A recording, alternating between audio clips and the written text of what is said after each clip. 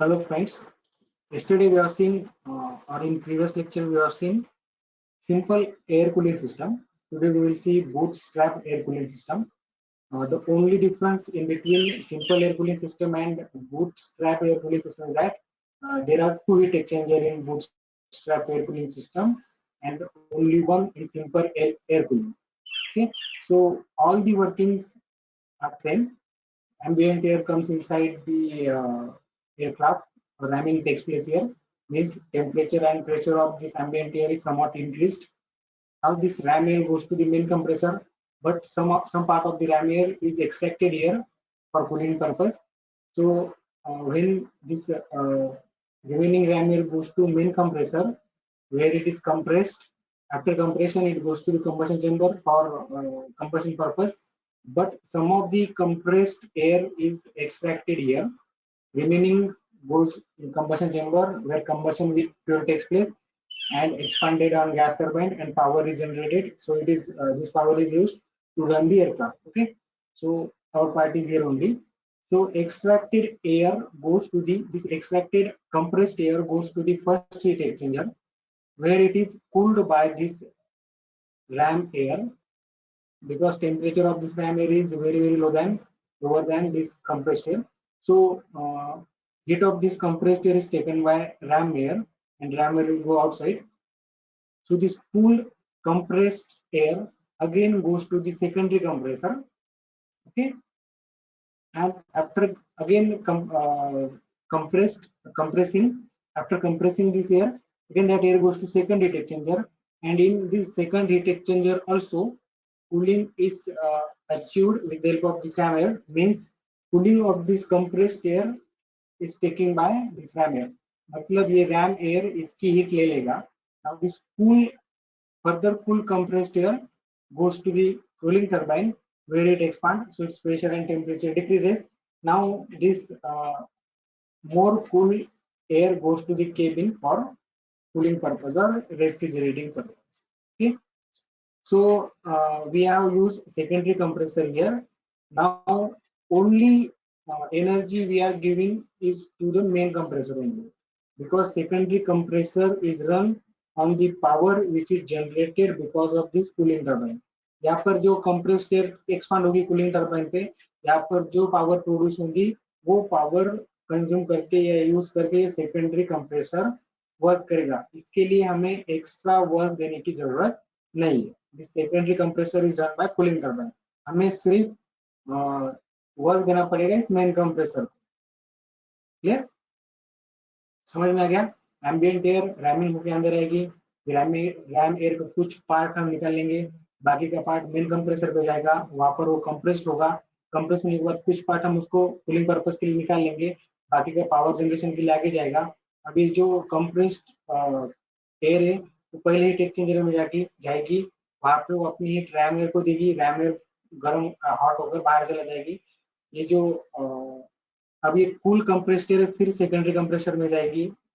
Secondary compressor में जाने के बाद वो कंप्रेस होकर cool air secondary heat exchanger में जाएगा, जहां पर वो अपनी हीट रैम एयर को दे देगा और फिर कूल होके टरबाइन पे एक्सपांड होगा, जहां पर उसका टेम्परेचर और प्रेशर दोनों भी कम होगा. अब वो एयर हम कूलिंग पर्पस के लिए यूज करेंगे एरोप्लेन के, और जो कूलिंग टरबाइन में जो पावर जनरेट हो गई वो हम इस सेकेंडरी कंप्रेसर को रन करने के लिए चलाएंगे. So only power required in main compressor.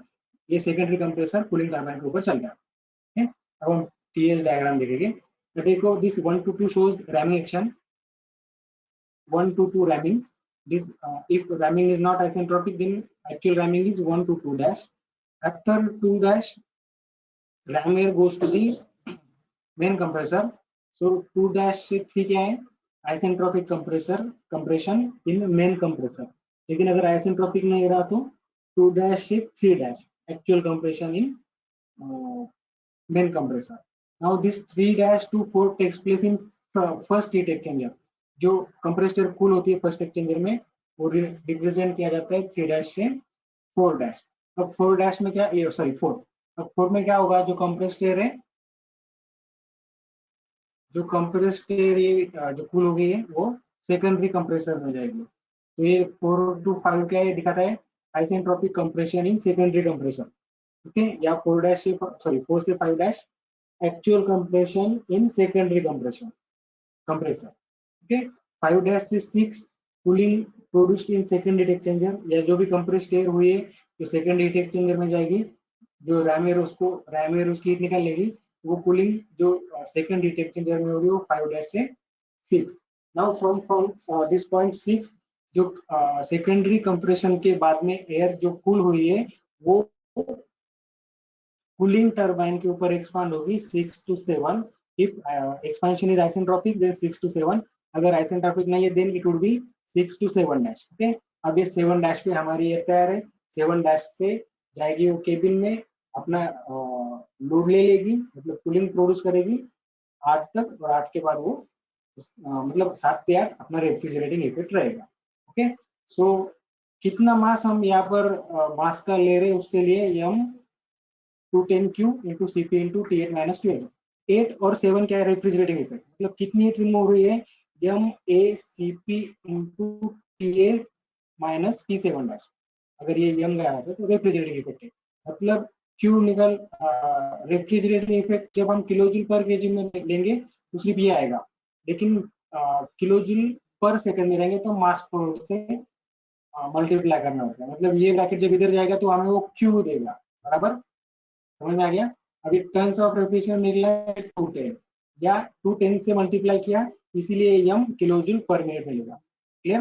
मतलब रेफ्रिजरेटिंग इफेक्ट कितना रहेगा यहाँ पर m a into Cp into T8 minus T7 dash, ये सिर्फ मास फ्लो ये इधर लेके जाओ Q बनेगा, लेकिन हमें मास निकालने इसलिए ऐसा फॉर्मूला है, ओके। तो power required for the refrigeration system, अब यहाँ पर 2 बार कंप्रेशन हो रहा है, 2 से 3 4 से 5, लेकिन 4 से 5 कंप्रेसर जो सेकेंडरी कंप्रेसर है वो ये एक्सपांशन में जो कूलिंग टरबाइन वर्क प्रोड्यूस करेगा वही यूज कर रहा है, मतलब इसको हम एक्स्ट्रा एनर्जी नहीं दे रहे, जो भी एक्सपांशन में एनर्जी प्रोड्यूस होगी वो यूज करके ये कंप्रेसर रन हो जाएगा, मतलब हमें सिर्फ एनर्जी का पर देनी है मेन कंप्रेसर में जो 2 से 3 डैश में होगा, बराबर।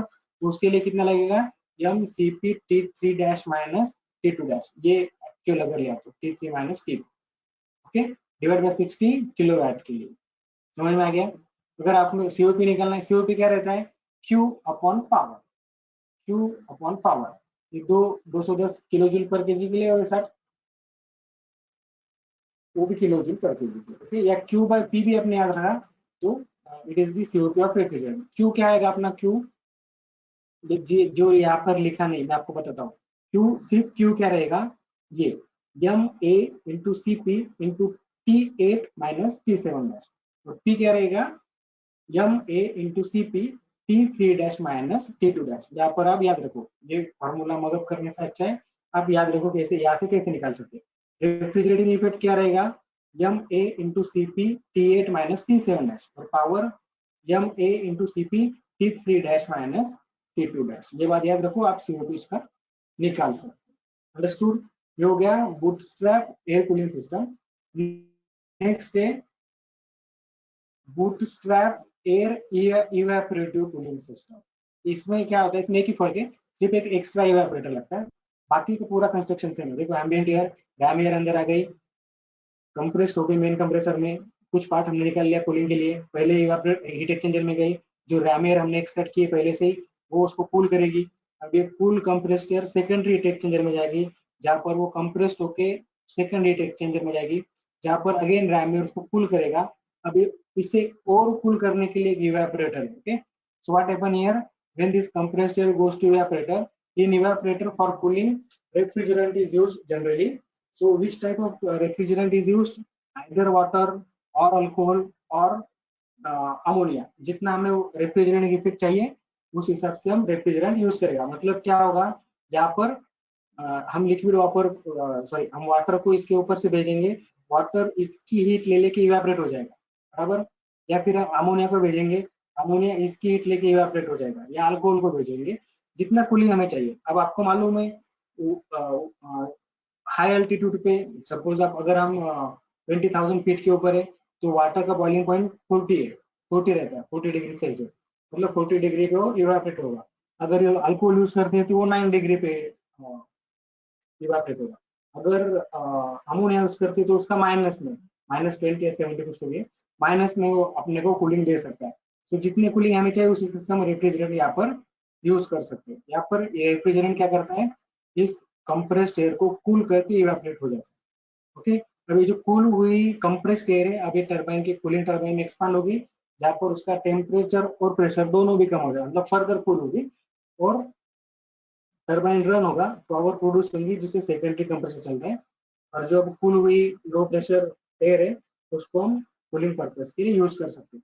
डिफरेंस क्या है, सिर्फ इवापोरेटर यूज कर रहे हैं। इवापोरेटर क्यों यूज कर रहे हैं कि रेफ्रिजरेंट यूज करके हम उसको और कूल कर सके। तो रेफ्रिजरेंट जनरली वाटर है या अमोनिया हम यूज करते हैं, इवापोरेटर कूलिंग होती है इसलिए इवापोरेटर। ओके, मतलब लिक्विड वाटर आएगा, इसकी हीट लेके वेपर बनेगा और चला जाएगा, या लिक्विड अमोनिया आएगा, इसकी वेपर लेगा, इसकी हीट लेगा, वेपर बन के चला जाएगा। ओके, अब इसको हम टीएस डायग्राम पे देखेंगे हम। 1 to 2 isentropic rhyming, 1 to 2 dash actual rhyming, 2 से 3 आइसेंट्रोपिक कंप्रेशन, मेन कंप्रेसर में जो होता है। अगर मेन कंप्रेसर आइसेंट्रोपिक नहीं है तो अगर तो 2 dash to 3 dash. Okay, 3 dash to 4 ये कूलिंग कहाँ पर होगी, फर्स्ट हीट एक्सचेंजर में, बराबर। फर्स्ट फर्स्ट हीट एक्सचेंजर में। उसके बाद 4 डैश टू 5 सेकेंडरी कंप्रेसर या 4 dash to 5 dash secondary compressor. ये 5 डैश से 5 double dash second heat exchanger में, मतलब यहाँ पर जो कूलिंग होती है, यहाँ पर एयर कूल होती है, वो क्या कौन से पॉइंट से दर्शाएंगे, इंडिकेट किया है 5 डैश से 5 डबल डैश। और 5 डबल डैश से 6 कहाँ पर आएगा, ये इवेपोरेटर में, इवेपोरेटर के लिए। देखो 3 से 4 पहले हीट एक्सचेंजर में, 5 डैश से 5 डबल डैश दूसरे हीट एक्सचेंजर में, 5 डबल डैश से 6 इवेपोरेटर में। समझ में आ गया? ठीक, अब ये कूल एयर कूलिंग टरबाइन पे जाएगी, जहां पर वो एक्सपांड होगी। अगर आइसेंट्रोपिक एक्सपेंशन है तो आइडियल एक्सपेंशन तो 6 to 7, अगर आइसेंट्रोपिक नहीं है तो 6 to 7 डैश, और 7 से 8 क्या है, रेफ्रिजरेटिंग इफेक्ट। यहाँ पर अपना लोड ले लेंगे। समझ आ गया? बहुत सिंपल है, आपको सिर्फ ये ध्यान में रखना है। आप ये समझ जाने के बाद आराम से निकाल सकते हैं। और ये उसके जो मास ऑफ फ्लूइड कैसे निकालेंगे, ये रेफ्रिजरेटिंग इफेक्ट 2 8 माइनस की 7 डैश पावर। और CO क्या रहता है, refrigerating effect upon work done. और अगर Q हम किलो जूल पर केजी में ले रहे तो वर्क डन आता है, Q हम किलो जूल पर सेकंड में आएगा तो पावर लेंगे। मतलब Q upon P is nothing but CO2 of refrigerant. Q कैसे निकालेंगे, MACP T8 minus T7 dash. और पावर हमें सिर्फ यही लगेंगे, ये तो टरबाइन पे वर्क होगा, टरबाइन की पावर ले लेगा। तो यहाँ पर कितना वर्क पावर लगेगा, MA into CP T3 dash minus T2 dash. समझ में आ गया? कल हम देखेंगे आगे का रीजनरेटिव और रिड्यूस टाइम।